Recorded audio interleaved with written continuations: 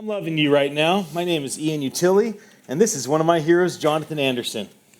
You do what I wish I would do, which is dedicate my life to the outcast, the impoverished, those that have been written off in society. I'm so grateful for you, bro.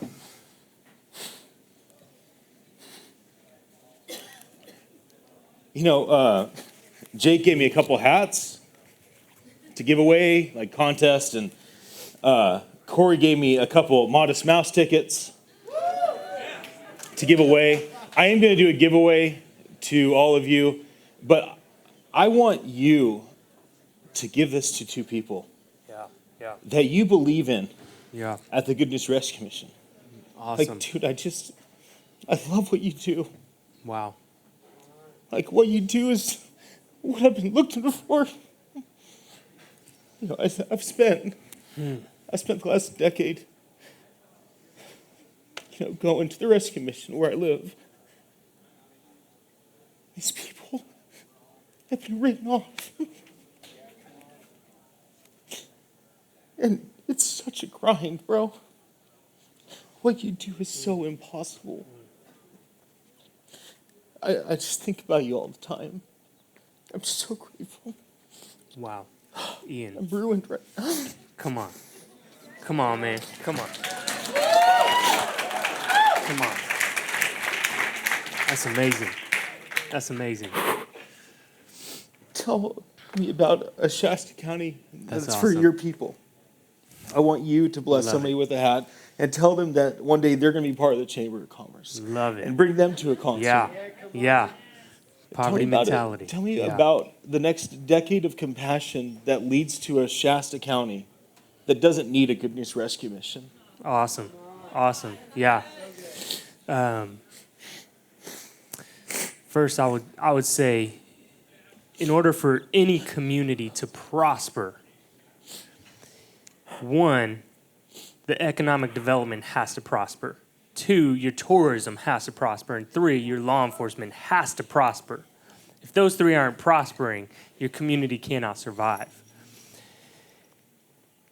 And unfortunately, in a lot of communities, you see people who are homeless sleeping in front of a place of business that is going to drive away tourism. It's going to drive away your economic commerce, and it's going to put a strain on your law enforcement.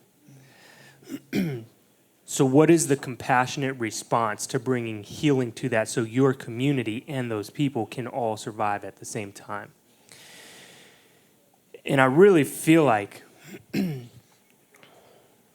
each person as an individual human being, the condition of your heart, the condition of your soul is directly dependent on how well you care for another person.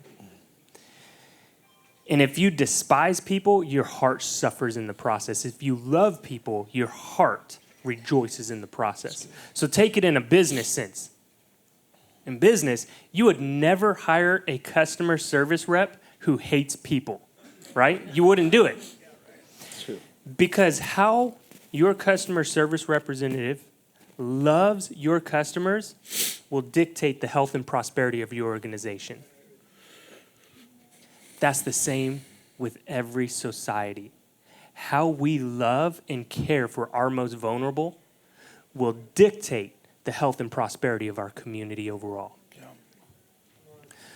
So I really envision a community where when we see people who are homeless, when we see people who are outcasts, we see people who are unloved, untouchable, unreachable, that we do the impossible, that we go directly to them, we hear their story, we find out who they are, and we love them with a radical compassion that says it's not acceptable for you to live like that. It's not. What you need to live like is with absolute radical love in your heart. That is what true transformation and healing is. And when that happens, a community prospers. Tourism prospers. Economic development prospers. The strain on law enforcement decreases. I foresee Shasta County being known as a community that the soul, our soul, is a direct reflection of how well we care for those that are most vulnerable in our community. That's awesome. Yeah. So good. can you talk to us about the people that are in or have gone through the program that nobody may ever know her or his name, except for you telling about them? Please don't talk about anybody that people know. I really want you to talk about the people that are unknowns that inspire you.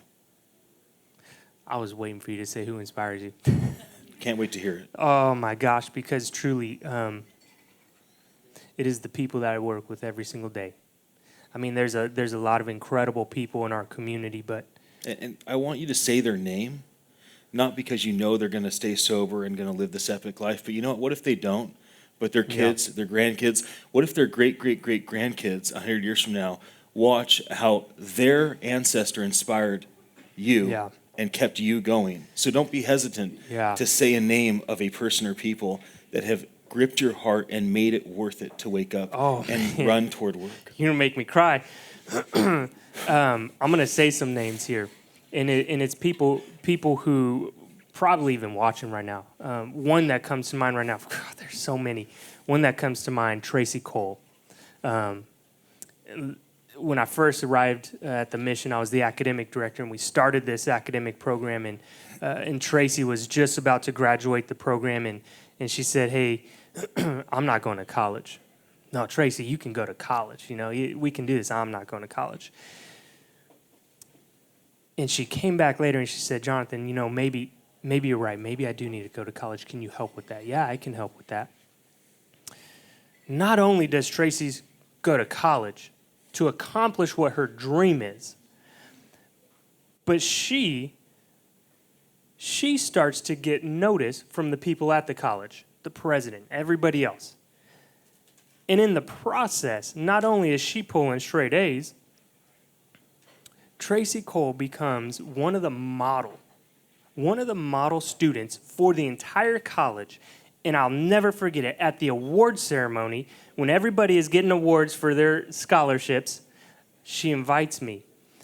Most people are getting 1, 2, 3 scholarships. The highest number of scholarships someone got was 6 scholarships. And then they called Tracy to the stage, who had 12 scholarships for her academic excellence. Wow. I mean, that's amazing. It inspires me. It inspires me to see people beat the life that they had and regain a brand new life. And I can tell you hundreds of names that happens with every single year. Wow. It's good news. I hope she doesn't mind me saying her name. Tell me, here's a real issue. Yeah. The bumper sticker requests to help the Good News Rescue Mission or any charity. Give us your talent, give us your time, give us your treasure. We have needs, you have resources, come here and help us. And it makes sense. I mean, you have to raise money, you have to be funded. You are caring for all of your people. Like, they're not Jonathan's homeless people. They're not Jonathan's drug addicts. They're your homeless people. They are your drug addicts. You belong to them, and they belong to you as long as they live here. He cares for them. My concern is the pat request. Like, it's just like a cookie request. You know, we need your money. We need you to volunteer. There's got to be more. There's got to be something more custom, more significant. Like, you have everybody's attention. I'm crying. Yeah. You got the dude with the chrome glasses and the gold freaking t-shirt to cry in front of everybody online, which is fine. I don't care. I like being sensitive and emotional. But here you go, bro. Tell them, but don't make it give us your money, give us your time. It's got to be more than that. You have to rip their heart out of their chest and throw it into the Good News Rescue and get them to help you. This is good. And I love that you said your shirt, "On earth as it is in heaven." I might preach. Hold on. So, Mother Teresa says, "Loneliness is the greatest poverty in the world. I would rather be hungry than lonely." The highest, let me say this, Let me say it this way. The greatest form of torture that we have in our community would be capital punishment. Right below that, solitary confinement. Make someone utterly alone in life.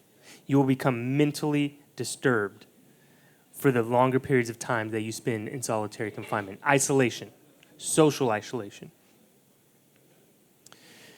Life is all about human relationship.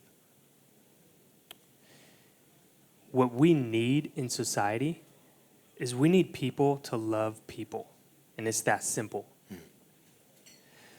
The greatest form of poverty that we see in the mission is a generational cycle of poverty.